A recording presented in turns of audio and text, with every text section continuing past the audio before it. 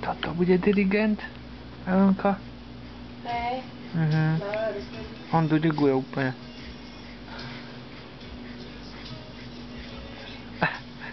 Alebo hrá na husle. Alebo na dvoje husle. Hrá iba sláčikmi. A teraz aj spev do toho.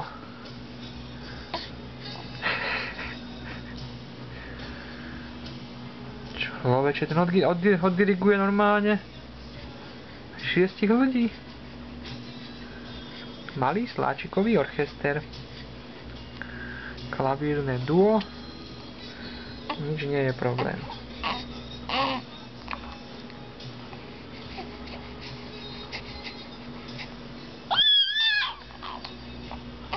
A to bolo čo?